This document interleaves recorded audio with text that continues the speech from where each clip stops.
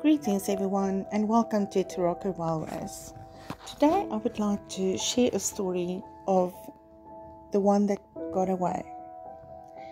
It's a story about a big fish, open waters of the Atlantic, and fishermen of great locomotives. So stay tuned and let's play trains and let's learn some history while we're doing it. So before we get into the history and the story of this big fish, I would like to introduce you to my locomotive on my layout. And here you can see it is a Hornby box and it's in red and yellow colors, which is the standard railroad editions by Hornby. And if we turn the box on the side, you will see it's Hornby model 2675, and that is the LNER class A1 Flying Scotsman.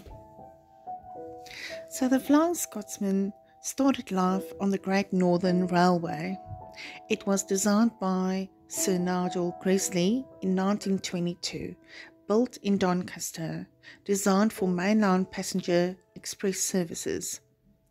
As the aging Atlantics could not keep up with the task at hand, more powerful locomotives were needed to fill these tasks.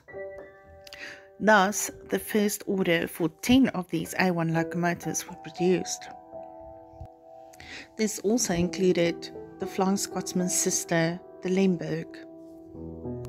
So these first locomotives that were built were under heavy trials and improvements and constant changing of parts and upgrading of smoke deflectors, and the list just goes on.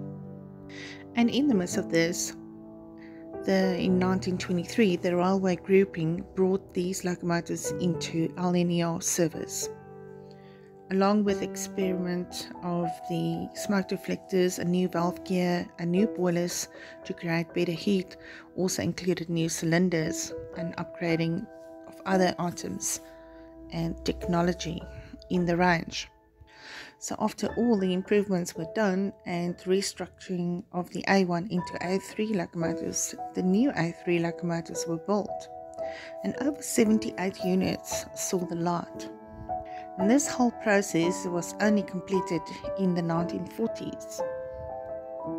And today, only one locomotive still remains in preservation, and that is, of course, the Flying Scotsman. So the Flying Scotsman rolled out in February of 1923. So more about this big fish history just now and how it became the one that got away. So when we look at this locomotive that I had on my layout, I love the LNER green color with the white lining. The linkage rods seem to have a kind of like a gunmetal grey black look to it, which I really appreciate. It also seems to be a finer, realistic finish to the loco. And this locomotive is loco driven and not tender driven, but it still runs very well on low speed, pull away and high speeds. The numbering on the locomotive is nicely done, and I think for a railroad version you don't need to complain too much about the numbering, although other models of Hornby are special detailed ones with 3D numbering and got the shadow look to the number, etc, etc. But this locomotive has great features, and which makes it a real special railroad edition.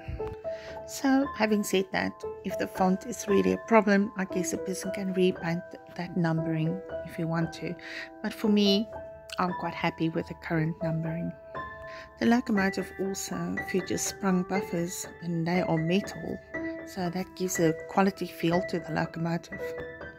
So it features a nice buffer beam, and the front of the smoke box is painted, as well as the smoke box dart is molded and stands out, so it gives it a very good finish. It also features a handrail, and that just adds to the general authenticity of the locomotive. And also alongside the locomotive, the handrails are prominent. It also features separately fitted safety valves. The name badge is nicely done and quite acceptable for a railroad edition. And on top, the lining of the locomotive is nicely done.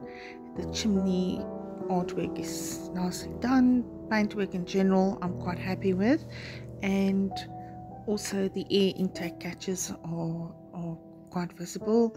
And for those who are wanting glazed windows, sorry, disappointment, there are no glazed windows in this locomotive, sadly not. And the cab imprints molded gives also a great finish to the cab, but you can actually paint them if you would like them to stand out. So again, I just received this locomotive with two loco drivers as well as the two vacuum pipes, but that's okay for me. I'm quite happy. The locomotive seemed near new, brand new quality, so I'm quite happy, and it runs like a dream. So with a near brand new condition, I would definitely recommend this locomotive to anyone. The locomotive also have a reverse rod molding. So overall, a very basic loco finish, but surprisingly important extras and paintwork really makes this railroad loco stand out, and it's quite a nice addition for a railroad model. Now on the tender, great finishes in paintwork as well as the coal work is kind of realistic, but I guess a person can always touch that up if you want. But bear in mind it is a railroad version. And then at the rear of the tender you can see the corridor connector. And surprisingly, the tender finish really complement the locomotive. So they go great together, and the pulling power is there, and there's also a great weight on this specific locomotive. So I don't know if it's a die cast body, it actually feels like it, so that's maybe where the weight's coming from. So to me, Flying Scotsman model in railroad was really a good catch of the day for me personally, but in real life she's considered by some as the big fish that got away. Let's find out why a few fishermen of great locomotives experienced this.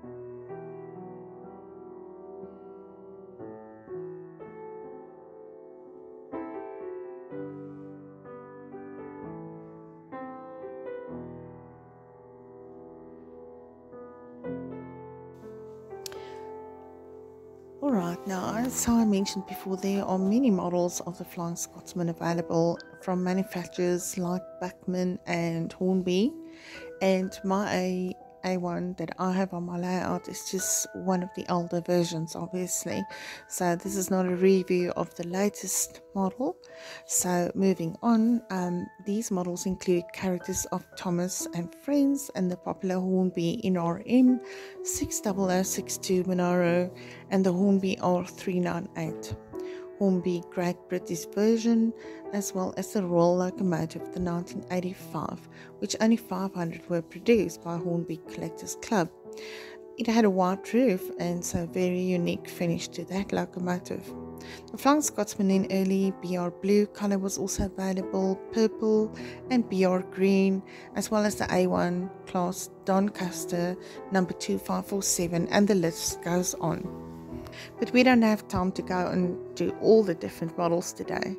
So this is a shortened presentation of the Flying Scotsman and just my point of view of what I feel is important at this stage about this locomotive. The big fish that got away. Now, as I mentioned before, 10 A1 class Grizzly locomotives were ordered, and they were soon to become the trial locomotives of the A1 class. Tests and improvements all were taking place in the background, while these powerful locomotives were doing their part with every chuff. So a powerful steam locomotive came to life, and the Flying Scotsman and his sister Lemberg were just one of these, a few of these to mention that were manufactured. But the Flying Scotsman, very interesting. The notion that a steam beast can be built and will shape the future of things to come. And then the most popular steam locomotive in the UK and then in the world. Rich history and the masses still holding on to the steam dream. Could this be the reason why people don't want to let go of such a great mechanical engineered steam engine? Is this perhaps the reason why so many are drawn into preservation of the railways, whether it's in real life or on your track in the museum or model layout somewhere in a garage, room or railway layouts in a garden? Could this be enough for any steam train enthusiast? The hope that steam will live on in our hearts forever is born. Now, there are 150 preservation railways in Britain, and the scenic track routes and the sight, sound and smell of steam engines will continue to pull crowds who still want to experience the carriages being pulled by a real steam engine. So our story continues. The grouping of the railways happened, and A1 class locomotives to A3 locomotives was just the beginning, so the A3 locomotives had to be upgraded. Who else than Greasy to design the next replacement? Thus the streamlined A4 steam locomotives came to life, but almost as soon as it happened, the life of steam started to hang in the balance. Ongoing orders for steam locomotives started to drop in interest, and the new threat to the steam engines quickly arrived. From nationalisation to modernisation, 15 years between 1948 and 1963 were the most dramatic in British railway history, embracing nationalisation of the railways and the start of the massive reduction in the railway network. The big four railway companies simply became British Railways, and the road haulage industry was nationalised as British Road Service. Besides diesel and electric trains now slowly taking over the railways, the need for speed services, roads use quickly had enough demand for this, and thus funding were allocated to the road infrastructures, and steam locomotives started to feel the neglect. By the 1950s, most of America's railroads were diesel, and Britain was feared to follow the suit. The railway was divided into 6 regions. Steam locomotives started disappearing fast, most to the breakers' yard, of which only about 120 locomotives were saved. So the race against time continued.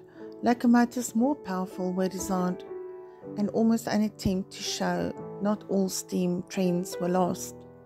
But from the streamlined A4 locomotives to the P2 locomotives, these locomotives were constantly testing the limits of endurance. And the Flying Scotsman also tried to prove her worth. And even back in November 1934, the Flying Scotsman held the record for the fastest locomotive, pulling carriages at a speed of 100 miles per hour. So this fastest train became very well known and very well loved by the world. So to recap, a steam locomotive built over 100 years ago rose above all odds, overcoming setbacks, breakdowns, derailment and financial ruin, and it became the sole survivor A1, A3 class steam locomotive. So in conclusion, the Flying Scotsman is the most famous steam locomotive in the world. A steam locomotive, British steam era, that stood the test of time. A remarkable tale was unravelling as time continued. The story of the Flying Scotsman grew into an even bigger quest for survival. Steam locomotives disappearing led to various new books by railway enthusiasts and the longing of keeping the history safe, keeping the steam era locked in a book. Ian Allen's iconic ABC stock book and the Shed book really paid homage to these disappearing steam era locomotives. These books listed the whereabouts of each locomotive and details of each locomotive in the country. This made little boys excited to see which train they can spot next.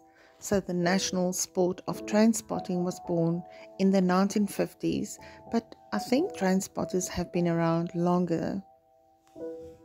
But after these books were published, boys were either interested in football or railways, or both. It is no wonder that a handful of steam locomotives are still allowed to pull trains on the National Railway network. The Flying Scotsman is no exception.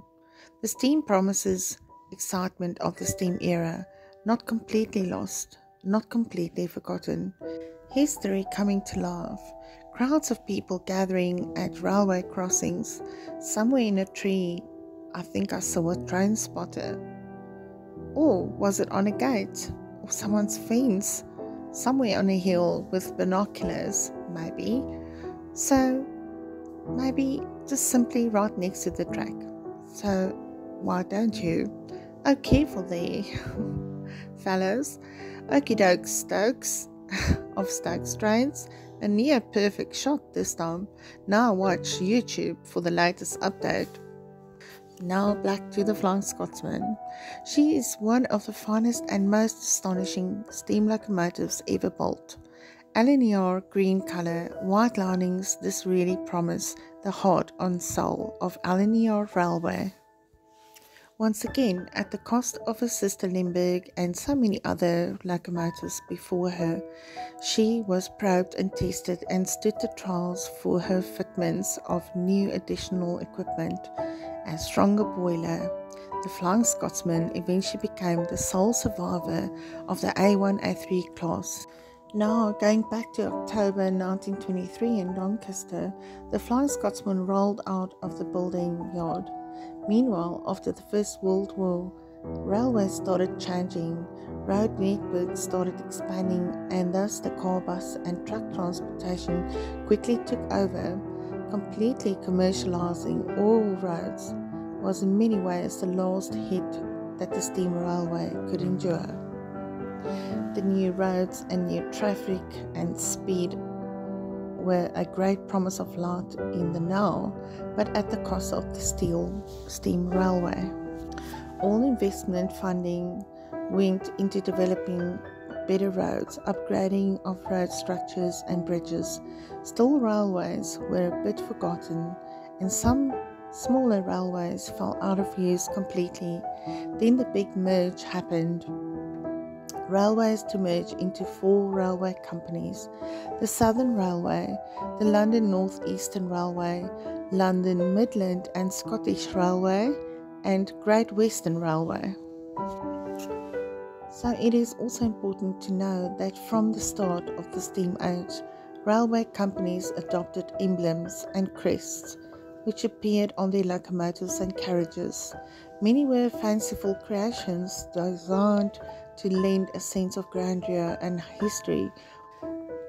What were new enterprises? Most of the railway companies advertised rail services that connected with the port of Southampton for Atlantic crossings by the White Star Alinears. Most famous of these were the Titanic, and the Alinear train service was no exception. Alinear ran carriages and passenger services to the east coast, and this quickly established the railway as a great transport of elegance and steam, especially with routes to Edinburgh. Leaving London's King's Cross at 10 o'clock every morning was the Flying Scotsman and her carriages of luxury. A steam locomotive and carriages kept the masses happy. The promise of a great engineer also helped. As the railway spread across Britain, the age of steam produced a number of record-breaking achievements, from the fastest steam locomotive to the longest bridge. As the world's pioneer in railways, Britain's steam locomotives gained many records for speed, power and size. As railway operations extended across the world through the second half of the 19th century, particularly in North America, some of these records were bettered. However, a number of these achievements still stand as British records. So, moving on. So, after grouping of the myriad railway companies into 4 big operators, the newly created Alinear inherited one of the country's most famous services, the Special Scotch Express, known as the Flying Scotsman's Express Services from 1932. And the Flying Scotsman locomotive is coincidentally named after this. But going back in time, World War II happened. The outbreak of World War II in 1939 caused the British government to take control of the rail network, and British railways became an immediate target for the bombers. Now, despite constant attack, however, they played a vital role in the nation's war effort. A number of locomotives were bombed, and some just broke down completely and was left behind, until one day later on they met with the torch of the fires in the breaker's yard. Flying Scotsman and his sister Lemberg were just 2 of many locomotives that were painted black during the World War II. They were also enrolled on duty of evacuation routes, transport of equipment and hauling of soldiers' supplies during the war. Railway evacuation specials ran from the first week of the beginning of the war. During one weekend in September 1939, 1.3 million children in 3,000 special trains were evacuated from the cities to safe havens. Thereafter, ambulance trains ran across Britain and troop trains carrying up to 500 military personnel each. After evacuations from Dunkirk in May and June 1940, 300,000 troops moved around Britain by rail. Equipment and supplies for fighting men, porridge for his breakfast, shells for his gun, boots for his feet, everything went by rail, from beer to bulldozers, saucepans to cement. British Rail went above and beyond the call of duty to help secure the ultimate victory in 1945. So by the end of World War II, new developments, a new threat to steam. But in all of this, how did the Flying Scotsman survive? It would seem the big fish could not be caught. The locomotive that was never meant to last 100 years. So to continue, the big changeover from steam to diesel electric started. Locomotives left, right and centre were making their way to the breaker's yard. So after 40 years of service, the Flying Scotsman's sister Lemberg was no exception. They all stood in line at the breaker's yard. But rewinding and getting back to the Flying Scotsman's first identity, that of just a number, 1472, put on display when the first A1 locomotives were produced and during the trial periods in restructuring of the A3 classes. So in 1924, on display at the British Empire exhibition, normally a showcase of achievements across the empire. So coming back to the Flying Scotsman's sister, Lemberg, named after a racehorse with 17 winnings under the saddle, but a name was given. So on display without a name, locomotive number 1472 could not have the same winning attitude. So LNER did not want to pass on the opportunity to name the locomotive. So the name came in the greater scheme of things, and the locomotive was named the Flying Scotsman. Flying Scotsman was first painted in the LNER colours in 1928. It was also then renumbered 4472. The Flying Scotsman won the hearts of men. So with upgraded A4 classes came the new call to remove all A3 classes to the baker's yard, and that did not apply to the Flying Scotsman. She had a name, and she got away again from the baker's yard. She remained on the service, and at the end of World War II in 1945, given the new reconstruction of diesel and electric engines started to take over, and in 1948 LNER merged with other railways to form British Railways. Under British Railways, Flying Scotsman received a new number 60103, and she was placed on lesser duties. More announcements came. Steam locomotives to retire. So on January the 14th of 1963, Flying Scotsman hauled its last train, the end of a 40-year career, like her sister Lemberg and many other locomotives before her. To the breaker's yard? No, not the Flying Scotsman.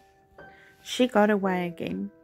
Just when darkness started closing in on her, the Warrior and the Light, first fisherman of great locomotives, Alan Pegler, bought Flying Scotsman on 20th April 1963, and he saved her. The Flying Scotsman, in private ownership, did her first haulage to Wales for the first time in 40 years. Repairs and running this private railways was a very expensive project, so it was not long before Pegler had great ideas to save his investment and keep the locomotive in the history books forever. I might also add that Alan Pegler never had a license to drive a steam locomotive in the UK, but he could achieve this if he had to go to America. So in 1966, after repairs and other issues, Pegler got the idea of taking Flying Scotsman to North America as part of an exhibition. After all, this is how Locomotive 1472 also became famous, exhibition and all. So for the first trip, Pegler had to look for a sponsor, and by the graces he did find one. But just as excitement grew almost too much to bear, sad news arrived of the sponsor dying in a plane crash. So gone was the sponsor, and Pegler had no sense of giving up. Pegler continued with the task ahead and tried to obtain funding from elsewhere, and finally funds were released by the British Prime Minister, and off went Flying Scotsman to America, a big fish in open waters. The idea was simple. Upon arrival, a travelling roadshow, British Continental representative and all. So with Flying Scotsman loaded with her 2 tenders and the set of 3 carriages were called out to represent.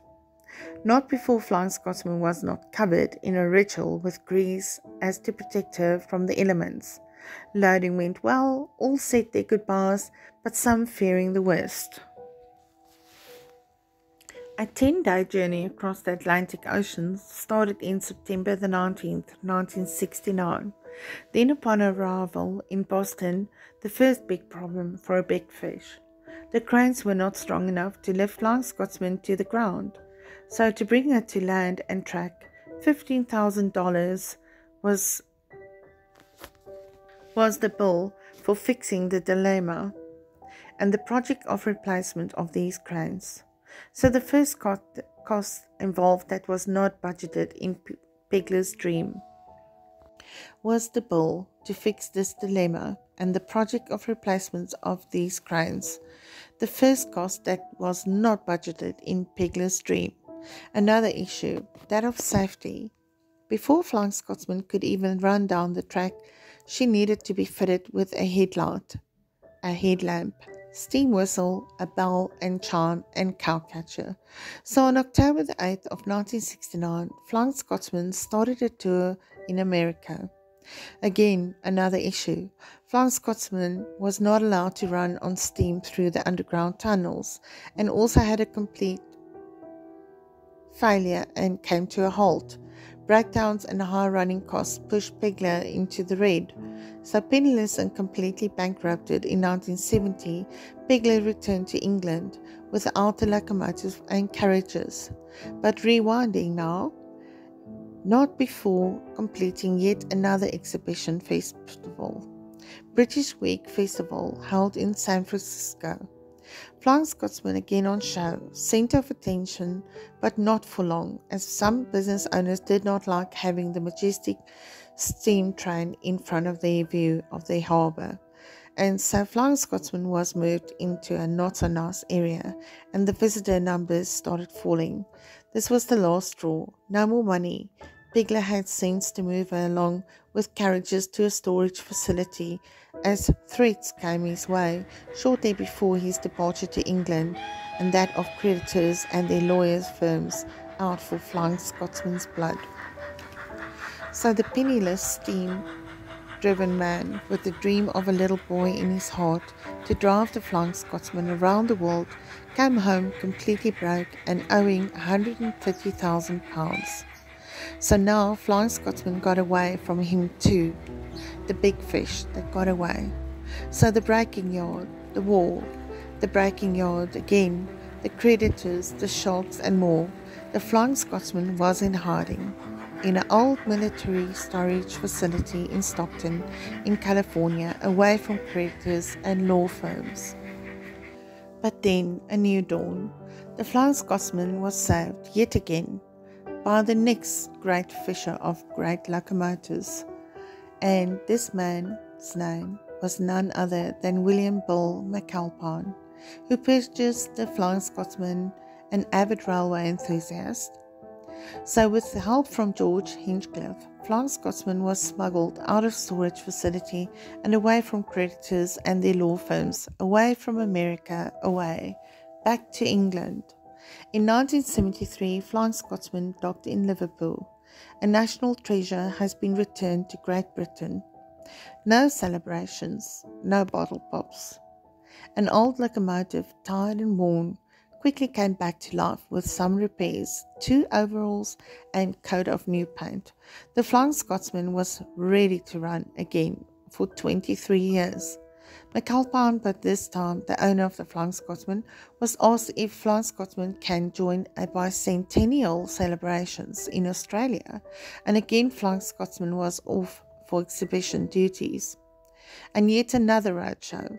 So Flying Scotsman made history again, pulling carriages non-stop for 422 miles. A new world record was achieved. In 1989, Flying Scotsman returned from Australia.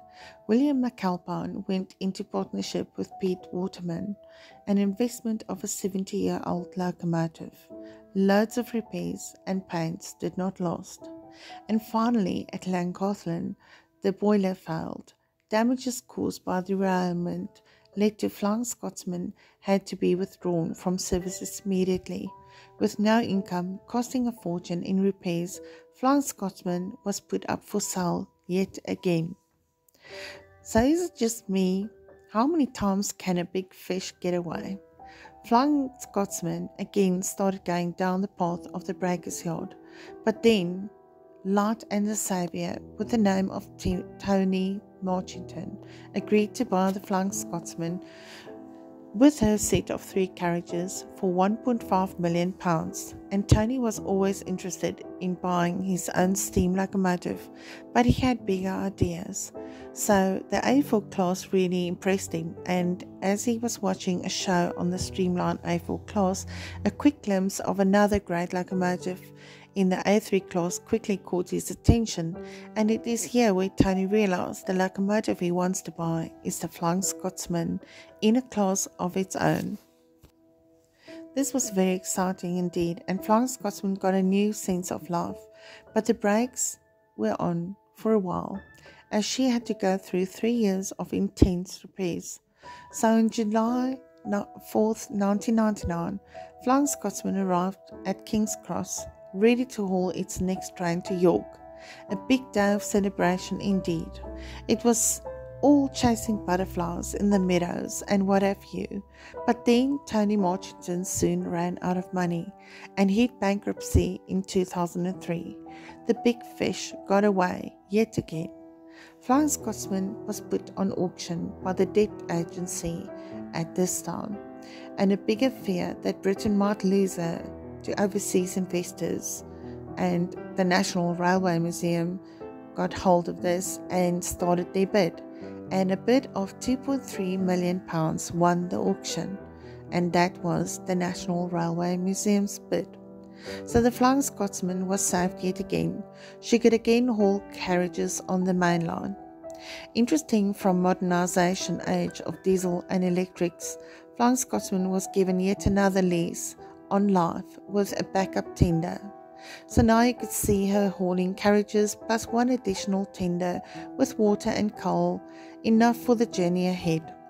This all happened as train stations had less water towers, and they became even less common from there onwards. But for the plus minus 70 years that she had the tender that originally came from the Union of South Africa locomotive, for sure it had Grizzly written all over it. The Union of South Africa got her replacement tender from the W1 Hush Hush. These tenders were amazing, with special corridor connection to the train for those emergencies and take a break moments.